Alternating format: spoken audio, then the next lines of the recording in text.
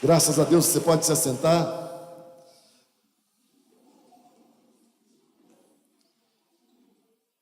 Em Mateus capítulo 9, abra sua Bíblia em Mateus capítulo 9.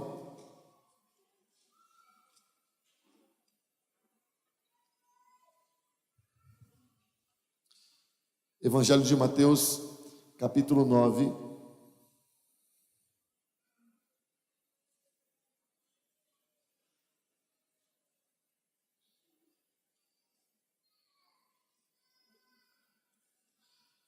Diz assim o versículo 37. Então disse aos seus discípulos: a colheita é grande, mas os trabalhadores são poucos. Peçam, pois, ao Senhor da colheita que envie trabalhadores para a sua colheita. A colheita é grande, disse Jesus, mas os trabalhadores são poucos. Peçam, pois, ao Senhor da colheita que envie trabalhadores para a sua colheita. Que Deus nos abençoe diante da sua palavra. Amém? Sim, Jesus fala para os discípulos dele: a colheita é grande, mas são poucos os trabalhadores. Meu Deus, a igreja tem tanta gente, será que continuam sendo poucos os trabalhadores? A igreja tem tanta gente, será que a seara continua sendo grande e continuam sendo poucos os trabalhadores? Com certeza. A igreja cresceu, mas a população também cresceu e multiplicou-se. Nunca se teve tanta gente vivendo na terra. Todos os países têm população grande, maior do que em qualquer outra época. Nossa cidade já passou de 1 milhão de habitantes há quanto tempo? Prova disso são os engarrafamentos que a gente convive. A colheita continua sendo grande, enorme, cada vez maior. E os trabalhadores continuam sendo poucos. Interessante que o texto faz questão de dizer que Jesus falou para os discípulos dele: a colheita é grande e os trabalhadores são poucos. Por que tem tanto crente e tão pouco trabalhador? Porque ser crente é uma coisa, ser discípulo é outra coisa. Infelizmente, continuamos tendo a complexidade, a dificuldade de fazer com que um crente se torne um discípulo. Há crentes que não querem ser discipulados. Há crentes que não querem ser discipulados porque não querem ter suas vidas ajustadas.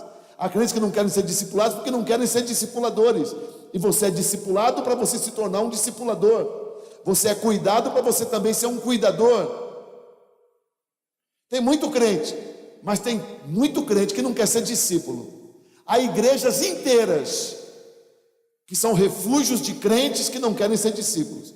Eles querem, no máximo, quando sobra, pagar para alguém cuidar da igreja, de um jeito que não lhes incomode. Querem ser crentes, mas não querem ser discípulos. E Jesus continua dizendo para os discípulos: a colheita é enorme, mas os trabalhadores são poucos. Porque crente que não quer ser discípulo, ele não trabalha, por vezes ele atrapalha. Quem não quer ser discípulo não trabalha, e por vezes atrapalha. Que Deus tenha misericórdia. Agora, Deus continua trabalhando. E o fato de ter 7 bilhões de pessoas na terra não cansam Deus. Deus continua trabalhando, e é lindo de ver na Bíblia como o nosso Deus trabalha. Trabalha até pelos maus, trabalha até pelos ímpios, que acabam pegando o favor de Deus, a bondade de Deus e desfrutando dela. Há alguns textos maravilhosos na Bíblia que falam de como Deus trabalha por nós.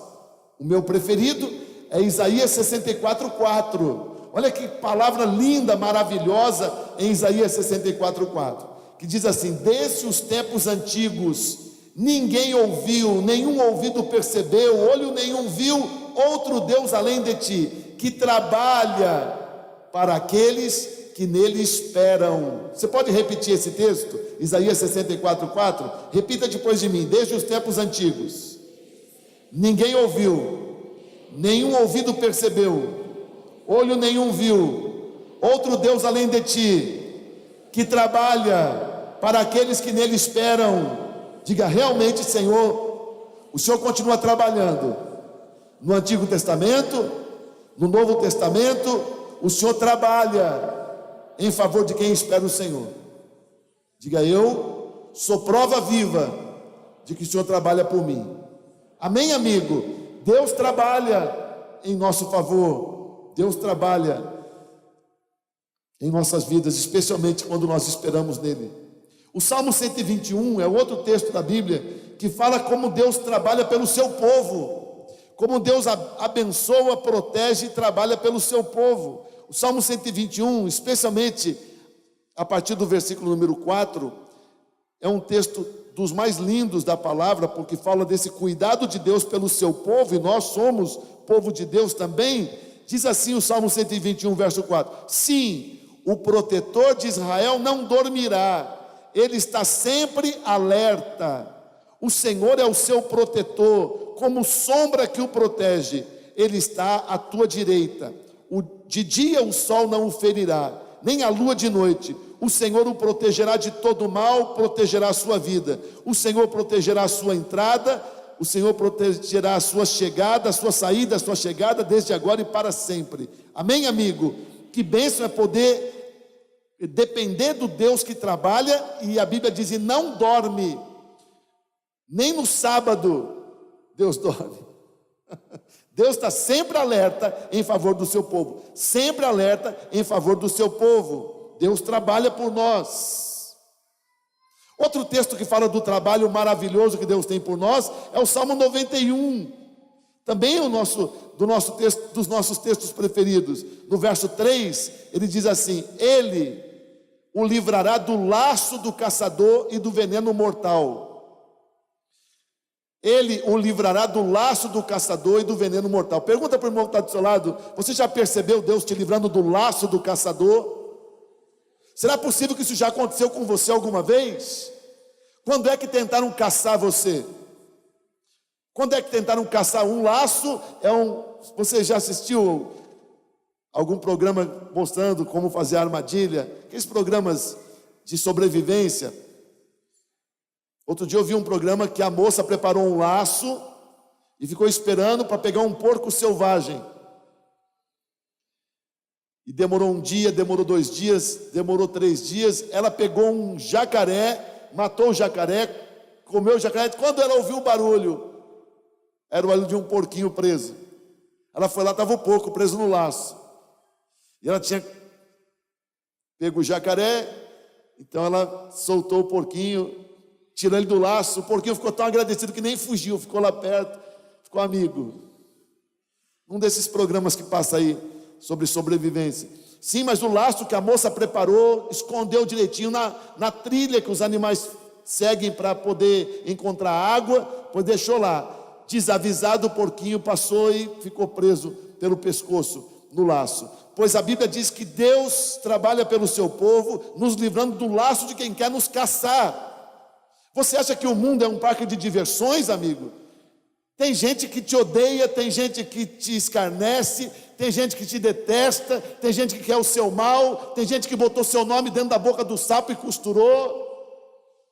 Se você pensa que é brincadeira, tem gente que vai lá num lugar de demônios, chamar demônio para pedir o seu mal e faz pacto com o maligno. Por quê? Porque não vai com a sua cara, porque te odeia, porque te inveja, porque quer o teu lugar, porque quer o teu cônjuge, porque tem raiva de você.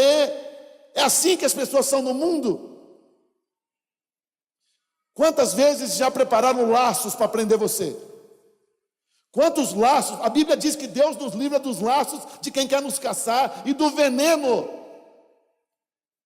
com que querem nos matar. Quantas vezes já planejaram a sua morte? Ah, não, eu sou bonzinho, só tenho amigos. Pior inimigo é o que faz você pensar que é teu amigo. Come o pão na tua mesa, fala de paz com você, mas por trás das suas costas planeja a sua morte. Só Deus para nos guardar disso. Sim ou não? Meu Deus do céu. Ele o livrará do laço do caçador, ele o livrará do veneno mortal, ele o cobrirá com as suas penas, e sob as suas asas você encontrará refúgio, a fidelidade dele será o seu escudo protetor. E no verso 15, o Salmo 91 fala assim: ele clamará a mim, diz Deus, ele que é você, clamará a mim, e eu lhe darei resposta, e na adversidade eu estarei com ele. Meu Deus, que coisa boa é ter esse Deus ligado a nós e nós ligados a ele, porque Deus trabalha por nós, sim ou não? Se é verdade, dá um aplauso bem lindo a ele.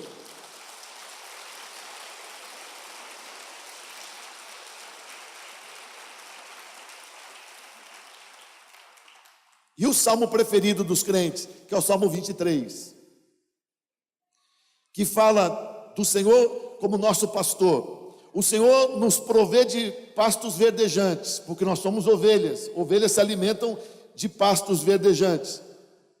O Senhor nos leva a águas tranquilas, para a gente poder beber em paz, para a gente não se afogar. O Senhor restaura o nosso vigor, o Senhor nos guia pelas veredas da justiça, o Senhor prepara uma mesa para nós na presença dos nossos inimigos, faz o nosso cálice transbordar, o Senhor nos faz provar da sua bondade, da sua misericórdia, da sua fidelidade.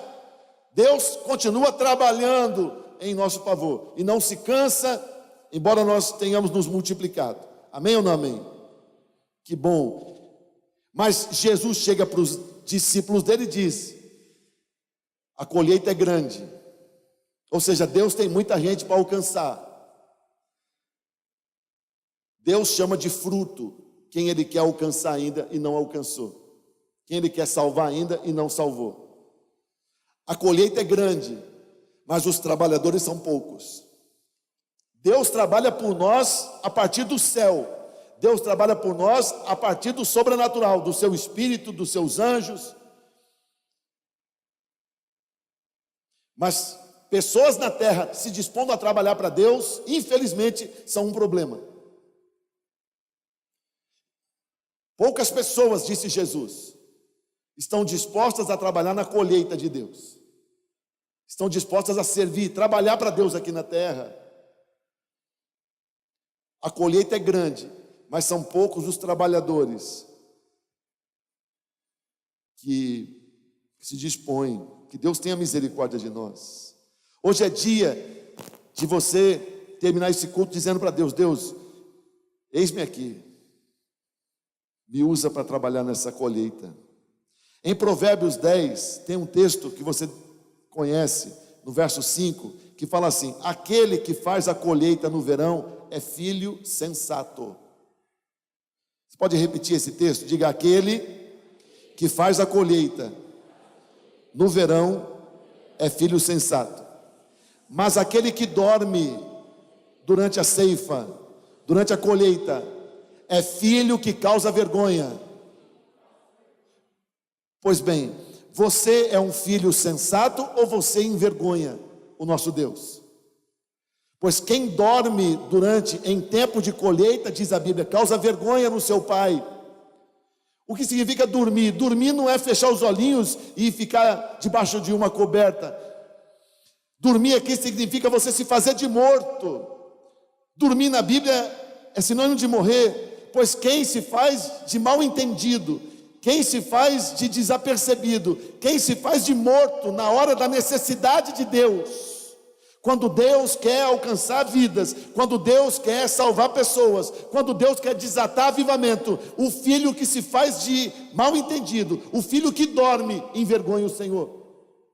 Como pode você pensar, depois de tudo que Deus já fez por você, de você não se envolver no projeto dele, de não querer trabalhar? Que mesquinhez é essa de não querer cooperar com a sua vida? Deus já fez tanto por você e quer fazer por outros, mas Ele quer usar a minha vida e a sua vida para isso. Se fazer de mal entendido, se revoltar contra isso. Às vezes eu vejo pastores pregando sobre isso em suas igrejas e tendo retaliação de crentes. Tem crentes nas igrejas que os pastores, só de falar do que eu estou falando aqui, os pastores são ameaçados. Porque tem crente que não quer saber de trabalhar para o Senhor. E ai do pastor que sirva de porta-voz de Deus para chamar os crentes à responsabilidade. São ameaçados, ameaçados. Os crentes fazem tudo o que podem para atrapalhar as vidas desses pastores, porque eles cobram que os crentes se disponham. Agora, pastor quer o bem das ovelhas. E se você quer o bem de Deus, trabalhe para Deus. Porque quem trabalha para Deus é recompensado. Agora, quem se faz de mal entendido e não se envolve na colheita, está deixando Deus triste. Está envergonhando o Senhor. O Senhor não está entendendo? Nós precisamos, você e eu, nos envolver o máximo que a gente puder nesse projeto de Deus chamado colheita, a ponto da gente dizer, bem, o nome é colheita. Eu sou a colheita em pessoa. Não é justo com Deus, diante de tudo que Ele faz por você, você não está nem aí para o projeto dele. E ainda se revoltar se o pastor disser que você tem que ter uma célula, que você tem que ser um líder, que você tem que ser treinado, que você tem que fazer casa de paz, que você tem que falar de Jesus, que você tem que se importar com a salvação dos outros. Não é possível que isso te revolte.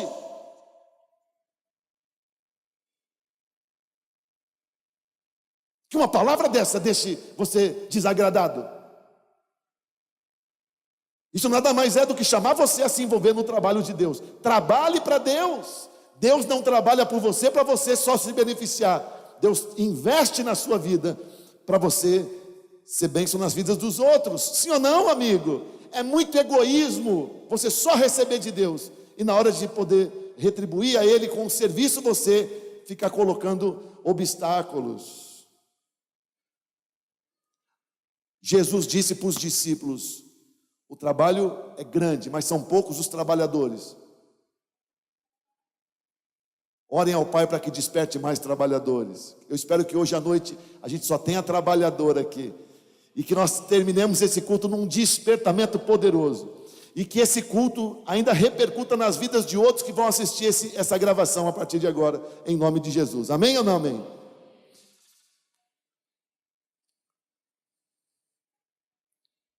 Por vezes, os crentes, eles se parecem com aqueles leprosos de Lucas 17:12. Diz Lucas 17:12: ao entrar Jesus num povoado, 10 leprosos, diga 10 leprosos, dirigiram-se a ele e gritaram em alta voz, diga gritar em alta voz. Você veja que a Bíblia diz gritaram em alta voz, quer dizer, gritaram para chuchu. Os 10 gritaram muito: Jesus, mestre, tem piedade de nós. Jesus está entrando numa cidade, numa rota que o levaria para Jerusalém, e os 10 leprosos, percebendo Jesus, creram que ele poderia fazer um trabalho poderoso em suas vidas, creram que Jesus podia libertá-los de uma sina terrível, que era ser leproso. Você sabe que ser leproso era ser condenado a uma vida miserável. Então os 10 creram em Jesus. Eu não sei se teve quem cresce mais, quem cresce menos. Eu não sei quem foi, se alguém influenciou o outro. Eu não sei o que aconteceu. Mas os 10 estavam muito avivados naquele dia. Os 10 estavam muito avivados. Por isso a Bíblia diz, gritaram, mas não gritaram pouco, gritaram em alta voz.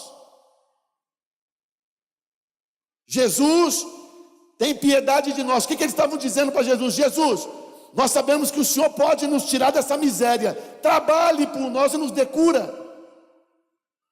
Nos cure, nos socorra. Mostre o teu favor nas nossas vidas. Aos gritos. Ou seja, foi um avivamento terrível naquele povoado. Que avivamento quando os crentes se unem para clamar a Jesus por milagre sobre eles mesmos. E com aquela gritaria de gente clamando, gente crente que cria que ele era poderoso para tirar lepra. Quem podia tirar lepra senão Deus? Mas os 10 criam. Então Jesus disse para eles: vão se mostrar ao sacerdote. Quando eles ouviram Jesus falar isso, Jesus não pôs mão, Jesus não deu beijo, Jesus não passou cuspe, Jesus não passou lama. Jesus simplesmente deu ordem: vão se mostrar ao sacerdote. Como aqueles 10 eram crentes, eles tomaram aquela palavra e entenderam: mostrar ao sacerdote é porque ele liberou a nossa cura. Porque o sacerdote é quem dava o atestado de sanidade. Era um sacerdote que só depois de passar pelo sacerdote você podia voltar para a tua casa. O sacerdote que decretava a cura da lepra. Então Jesus diz para eles: vão se mostrar ao sacerdote. Eles então ouvem a palavra e eles creram que a cura estava liberada. Por isso eles começam a caminhar na direção do sacerdote mais próximo. E a Bíblia diz que enquanto caminhavam, então tiveram fé para clamar para Jesus, gritando. Parecia um culto de avivamento. Receberam a palavra, creram e começaram a se mover. E conforme eles caminhavam, diz a Bíblia, todos os 10 foram curados. Você sabe o que é um leproso ser curado? Tinha gente ali com certeza que não tinha mais lábio, que não tinha mais pálpebra, que não tinha mais nariz, que não tinha mais orelha, que não tinha mais dedo, que só tinha toco de mão. Tinha gente ali tudo deformado, que não tinha mais cabelo, que tinha aparência decrépita, mas conforme eles se moveram, eles foram curados, e um olhava para o outro e via a maravilha do Senhor. Deus operou. Que coisa linda, que coisa maravilhosa. 10 curados. Os 10. E aí o texto continua. 9 foram para a casa do sacerdote dizer: nos examine, não tem mais lepra em nós. E o sacerdote examinou um por um e viu: não tem mais sinal de lepra, podem voltar para casa. Está aqui o atestado. 9. Mas apenas um do meio do caminho, quando ele percebe a cura completa, ele volta e encontra Jesus ainda por ali e se ajoelhou aos pés do Senhor. E Jesus perguntou: cadê os outros 9? Nunca mais. Cadê os outros 9? Nunca mais. Mas estavam tão avivados na sexta-feira da libertação, mas estavam tão avivados no culto da unção, no culto do milagre, na campanha. Cadê? Receberam a bênção. Tudo que eles queriam era a bênção, deram linha. Agora estão ocupados com o mundo, estão ocupados com as suas vidas, talvez na próxima festa bíblica, se der certo, eles venham fazer uma visita. Mas tinha só um, 10% que estava ali ajoelhado. Quero que você me diga: o que significa para Jesus ter um ex-leproso ajoelhado diante dele?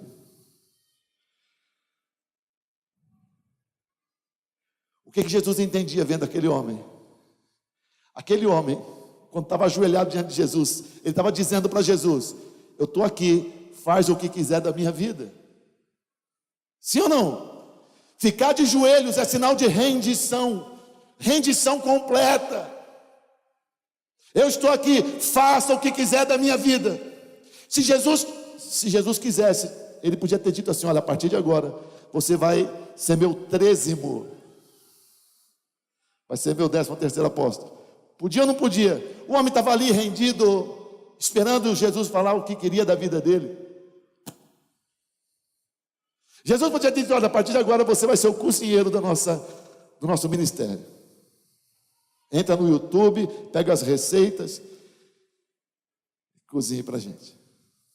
Você vai cuidar, vai ser meu secretário, você vai anotar o que eu falo. Jesus podia ter dado uma missão para você: vai para Galileia, você vai para Judeia, você vai para Itureia, você vai para Vila Maria. Podia ter dito o que queria, porque aquele homem estava rendido aos pés dele.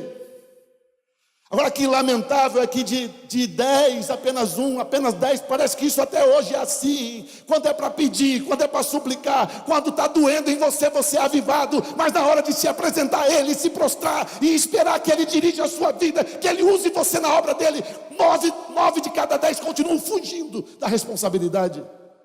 Na hora de dizer quem é que vai dirigir célula, quem é que vai ter casa de paz, quem vai fazer discípulo, quem vai se importar com os perdidos, 9 fogem. Porque estão muito ocupados. Você está entendendo? Ô Senhor, deixa eu tentar falar mais calmo. 9 fogem. Continua sendo assim, irmãos. De cada 10 crentes, 9 só são avivados na hora que lhes convém. Mas na hora de se apresentar para o Senhor, 1 de cada 10, no muito.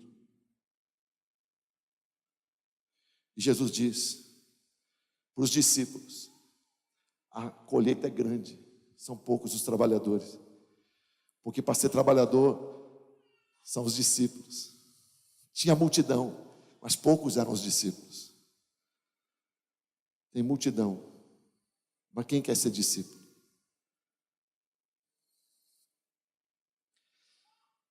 Interessante, em Marcos capítulo 5, no verso 1, conta a história do Gadareno.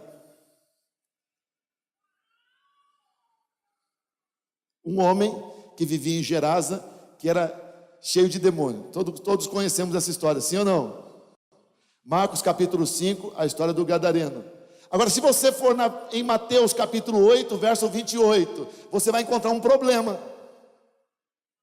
Em Mateus capítulo 8, qual é o evangelho que você deve confiar mais? Você confia mais em Marcos ou confia mais em Mateus? Você vai dizer: que isso, que pergunta estranha. É tudo Bíblia. Só que em Mateus 8, 28 diz que eram 2 gadarenos. É a mesma história, só que diz que eram 2 que viviam na mesma situação. A mesma legião de demônios dominava os 2. E os 2 foram libertos do mesmo jeito. Eu pergunto para você, como resolver isso? Marcos diz que era 1, Mateus diz que eram 2. Era 1 ou era 2? Era 1 ou eram 2? Como você faz para resolver isso? Pergunta para o irmão que está do seu lado. Fala: você tem cara de teólogo, por favor me ajude. Me explica, era 1 ou eram 2?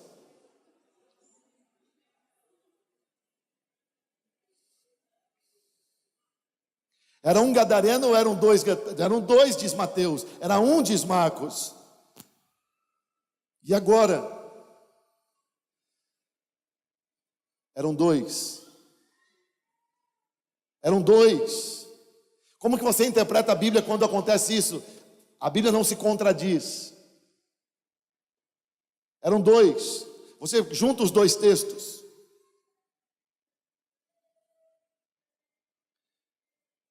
Mas por alguma razão, Marcos não cita um segundo. Por alguma razão, Marcos não cita o segundo. Ele se concentra num. Mateus já cita que eram 2. Marcos não quer citar o segundo, porque acredita que o segundo não merecia citação. Vá pesquisar, você vai ver que há um consenso em pensar que a igreja, na opinião de Marcos, não precisava saber da história do segundo, porque o segundo, muito provavelmente, não permaneceu na obra.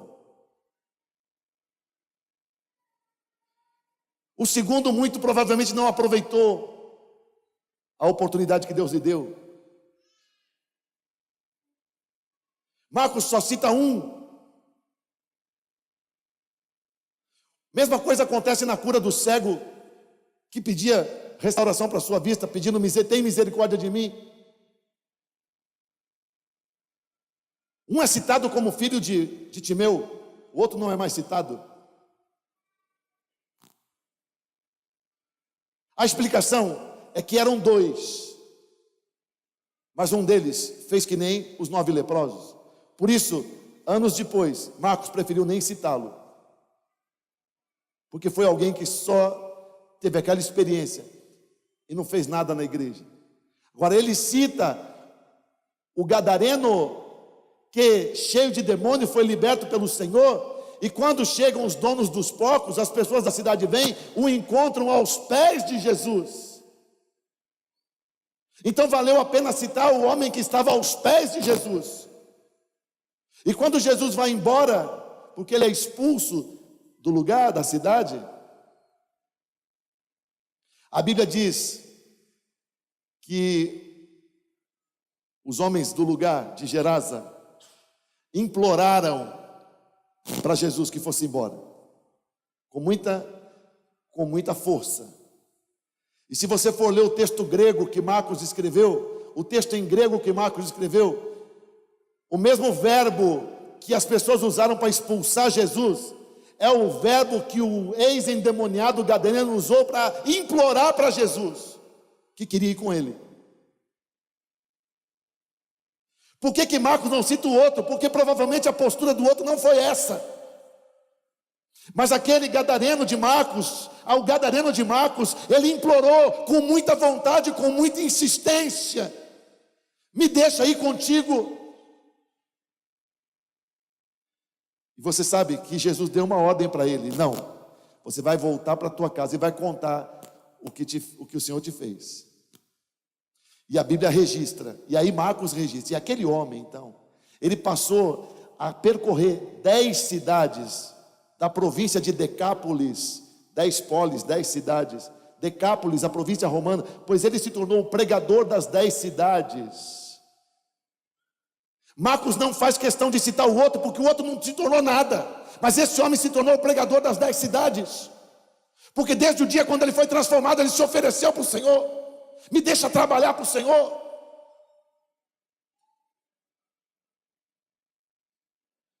A colheita é grande, mas são poucos os que se dispõem a trabalhar. Tem gente que só é avivada quando precisa de socorro, mas na hora de poder atender a necessidade de Deus. Você sabe o que é você poder atender a necessidade de Deus? Atender a necessidade de Deus. Essa semana eu dei um presente para um pastor e ele ficou muito feliz. E ele pegou o presente emocionado e ele falou para mim assim, ele assiste o nosso culto. Estou falando de você agora, amigo. Ele pegou o presente e falou para mim assim: obrigado. E disse para mim assim: você sabe o que significa essa palavra que eu te disse? Obrigado. O que significa obrigado? Quando alguém te dá alguma coisa e você diz para essa pessoa obrigado, o que você está dizendo? O pastor inteligentíssimo fez a hermenêutica. A gente não percebe, mas sabe o que você diz quando você recebe algo e diz obrigado? Você diz assim: eu me sinto obrigado a fazer algo por você. Eu recebo, obrigado, eu sou obrigado a fazer algo por você. Você entende? Obrigado significa eu tenho uma obrigação para te retribuir. Então cuidado quando você falar obrigado para alguém.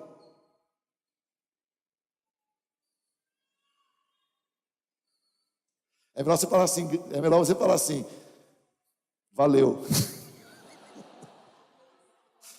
Valeu é menos comprometedor. Mas obrigado quer dizer eu tenho uma obrigação. Agora você imagina Deus olhando para você e dizendo assim: obrigado. Obrigado porque não tinha ninguém disponível. Você foi o que se dispôs. Obrigado porque não tinha, se dependesse do outro, do número 2, Decápolis inteiro ia para o inferno. Mas foi você que se dispôs. Obrigado. Obrigado porque 9 só foram avivados na hora de pedir milagre, mas na hora de retribuir, vazaram. Obrigado. Sabe o que é Deus dizer obrigado para você?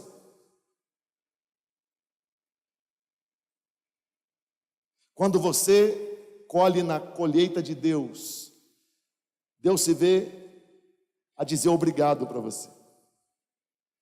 Que coisa boa é quando Deus diz obrigado por um servo. Então que coisa boa é você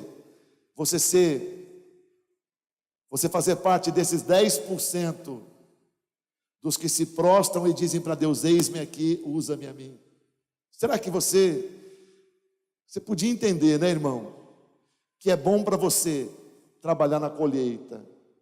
Você podia se dispor, você podia dizer para Deus: sim, Deus pode usar a minha vida. Podia, Deus já fez tanto por você. Você podia, em vez de ficar com raiva de mim, dizendo: eu não gosto de ouvir essas palavras dele, porque ele, como é que eles falam? Você podia dizer: eis-me aqui, Senhor. Eis-me aqui, Senhor. Pode usar minha vida. Jesus disse para os discípulos: a colheita é grande, mas são poucos os trabalhadores. A gente bem que podia, todos nós, dizer para Deus: eis-nos aqui para trabalhar. Usa-nos. Amém? E dizer para Deus: eu não vou ficar me fazendo de morto enquanto está acontecendo um projeto tão lindo do Senhor na terra. Eis-me aqui, eu vou trabalhar para o Senhor. Amém ou não amém? Fazer que nem o que voltou e se prostrou, que nem o outro que ficou aos pés, esperando e pedindo, implorando: me deixa aí, me deixa fazer parte disso. Seja essa a sua postura, por favor. Seja essa a sua postura, por favor.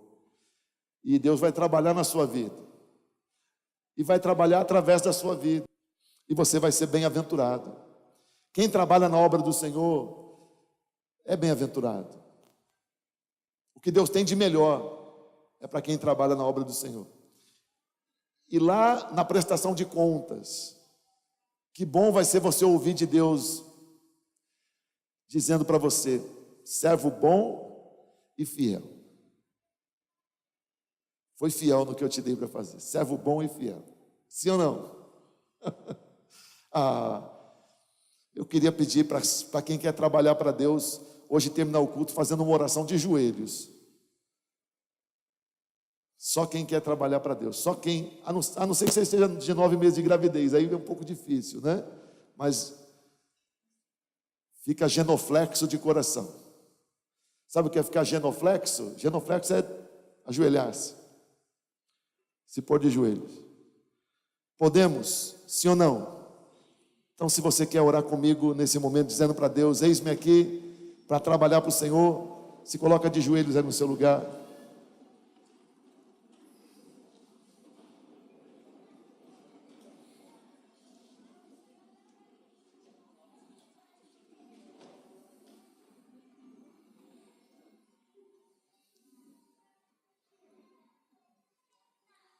Obrigado, Senhor.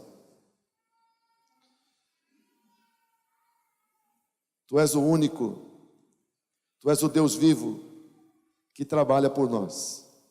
Obrigado, Senhor. O Senhor nunca dorme, está sempre alerta e trabalha por nós. Obrigado, Senhor. O Senhor nos livra do laço do caçador, do veneno mortal, nos abriga debaixo das Tuas asas. O Senhor é o nosso escudo, é a nossa proteção. Obrigado, Senhor. O Senhor é nosso pastor, nos dá pastos verdejantes e águas tranquilas, nos dá refrigério para a alma, nos guia em veredas justas, nos honra, nos cobre com a Tua fidelidade e a Tua bondade, meu Deus. Obrigado, Senhor. Quanto do Teu favor nós já recebemos. Obrigado, Senhor. Mas há uma colheita em curso, há uma colheita em curso, há uma obra sendo realizada em Teu nome na terra. Há multidões ainda precisando ser salvas. Há multidões precisando ser colhidas e cuidadas. Por isso nós prostramos nossos joelhos diante do Senhor e declaramos para o Senhor. Diga para o Senhor: eis-me aqui, usa a minha vida, Senhor. Diga para o Senhor: eu sou como aquele ex-leproso que voltou e se prostrou aos teus pés, e ele ficou esperando o Senhor dizer o que ele deveria fazer, porque ele discerniu que a partir daquele dia ele não era mais dono da vida dele. Ele ficou esperando o Senhor dizer o que ele deveria fazer. Voltar para casa não era mais importante do que saber o que o Senhor queria fazer da vida dele. Nós estamos aos teus pés como aquele ex-endemoniado esteve. E assim como ele, nós também te imploramos: por favor, use as nossas vidas. E assim como o Senhor permitiu que um ex-endemoniado pregasse em 10 cidades, por favor, nos conduza e nos use. Cada um de nós que se prostra aqui nessa noite, e cada um que está prostrado também, participando desse culto pela IBVN TV, ou assistindo esse vídeo, prostrado agora nesse momento, nos use, Senhor, em nome de Jesus. Nós queremos avivamento do Senhor, não só no culto de pedir milagre, mas queremos avivamento do Senhor na obra de ganhar vidas, no ministério de alcançar os perdidos, de alcançar os frutos. Nos enche de vida, renova a unção do Senhor nas nossas vidas, para alcançarmos os perdidos, para alcançarmos as vidas e para cuidarmos de vidas para o Senhor. Meu Deus, se já cuidamos de vida até esse dezembro de 2016, pois que a partir de janeiro de 2017, que o Senhor nos use muito mais ainda, e que o Senhor nos multiplique. Por favor, prostrados, nós nos apresentamos ao Senhor, em nome de Jesus. Amém? Graças a Deus. Fica de pé no seu lugar.